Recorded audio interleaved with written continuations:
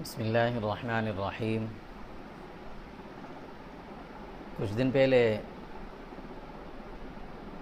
ہمارے ایک ساتھی نے ایک ویڈیو بھیجی تھی، ہندوستان کے کسی عالم کی تھی۔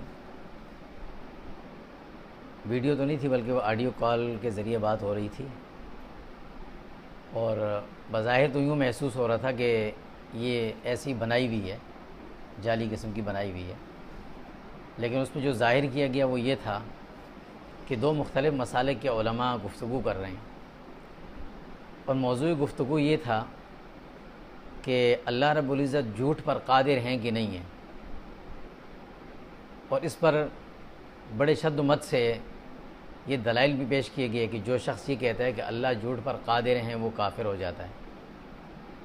یہ نہیں کہنا چاہیے۔ اس موضوع کی طرف آنے سے پہلے دو تین باتیں ہمارے ذہن میں ہونی چاہیے۔ پہلی بات تو یہ کہ شریعت مطہرہ نے جن باتوں کا ہمیں مکلف نہیں بنایا، جس کا اللہ رب العزت ہم سے سوال نہیں کریں گے، ان ابحاث میں پڑھنا بھی فضول ہے، ان میں پڑھنا ہی نہیں چاہیے۔ یہ جو موضوع ہے اس کے بارے میں نہ شریعت نے ہمیں مکلف بنایا ہے، نہ اللہ ہم سے پوچھیں گے۔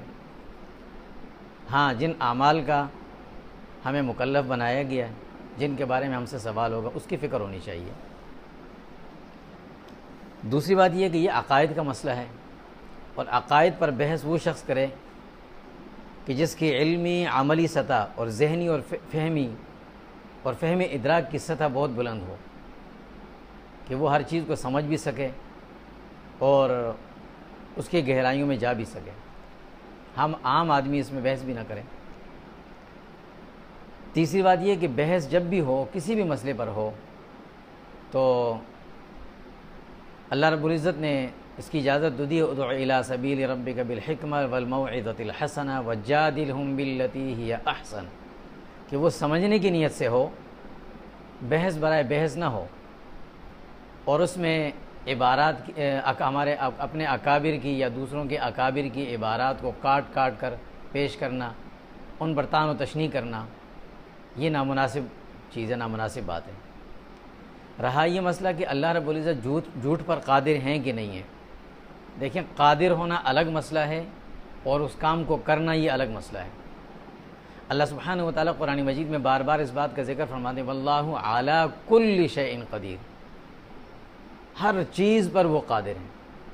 ہر چیز کے اندر اچھی چیز بھی آ سکتی ہے، بری بھی آ سکتی ہے، قادر ہر چیز پر ہیں۔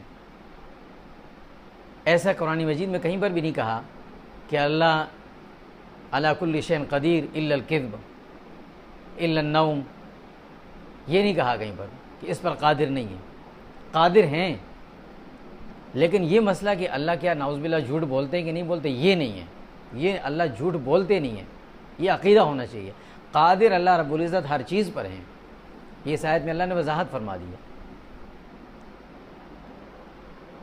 جیسے ہم کہتے ہیں اللہ رب العزت وعدہ خلافی نہیں کرتے، انہ لا یخلف المیعاد، یہ اللہ کی صفت ہے، لیکن کیا وہ اس پر قادر بھی نہیں؟ قادر ہیں لیکن کرتے نہیں ہیں، یہی اصل تعریف ہوتی ہے۔ کسی کی تعریف کرنی ہو، مدح کرنی ہو، صفت بیان کرنی ہو، تو اس کے اندر قدرت کو ثابت کر کے، قدرت کو ثابت کرنا یہ اس کی تعریف ہوتی ہے۔ قدرت کی نفی کرنا ہی تعریف نہیں ہوتی۔ مثال کے طور پر ہم کہتے ہیں فرشتے جو ہیں وہ گناہ نہیں کرتے، تو یہ کوئی ان کا کوئی صفت تو نہ ہوئی، اس لیے ہے کہ ان کے ساتھ نفس ہی نہیں ہے، ان کی نفسانی خواہشات ہی نہیں ہیں، تو نہ ان کو کپڑوں کی ضرورت ہے، نہ ان کو مکان کی ضرورت، نہ ان کو کھانے کی ضرورت۔ اب اگر ایک شخص کہے کہ فرشتے حرام نہیں کھاتے، تو بھئی ان کو تو ضرورت ہی نہیں ہے۔ کمال تب ہوگا کہ جب انسان کو ضرورت ہے اور وہ پھر نہ کرے یہ غلط کام۔ انسان کا نفس تقاضا کر رہا ہے اور پھر بھی وہ نہ کرے، یہ صفت ہے۔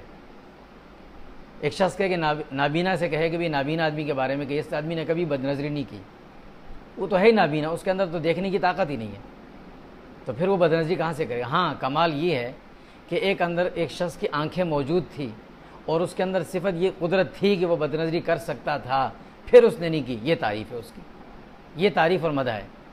اللہ رب العزت سے ہم اس بات کی نفی کر دیں کہ اللہ اس پر قادر ہی نہیں ہے، تو یہ تو تعریف نہ ہوئی، یہ تو مدح نہ ہوئی، اللہ رب العزت کی مدح نہ ہوئی۔ اللہ قادر ہر چیز پر ہیں، ہاں اللہ وہ کام کرتے نہیں ہیں، یعنی جھوٹ بولتے نہیں ہیں، وعدہ خلافی کرتے نہیں ہیں، قادر ہیں۔ اب یہاں پر یہ سوال بھی آتا ہے کہ کیا اللہ رب العزت یہ کام کریں گے تو یہ تو ایک غلط چیز کی نسبت اللہ کی طرف ہو جائے گی؟ یہ اصول بھی یاد رکھیں، عقائد کا مسئلہ ہے۔ خلق کبھی کبھی نہیں ہوتا، کسب کبھی کبھی ہوتا ہے۔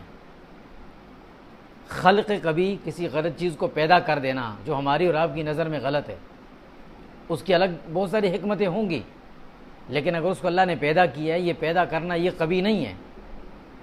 کسب کبھی جو ہے یہ کبھی ہوتا ہے، یعنی اس غلط کام کو کرنا غلط ہوتا ہے۔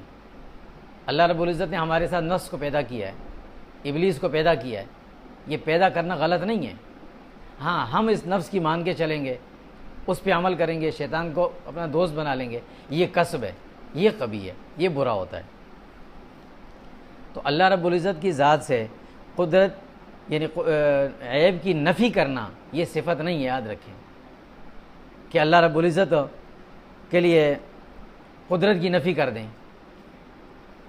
قدرت کی نفی کرنا یہ صفت نہیں ہے کہ اللہ رب العزت قادر ہر چیز پر ہیں، ہاں قدرت ہونے کے باوجود اللہ وہ کام نہیں کرتے، یہ اللہ رب العزت کی صفت ہے۔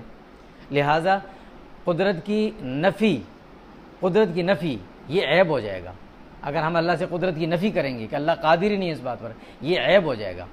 ہاں قدرت کا ثبوت تعریف ہے، قدرت کی نفی عیب ہے، قدرت کا ثبوت یہ تعریف ہے۔ قادر ہیں اللہ، وہ کام کرتے نہیں ہیں۔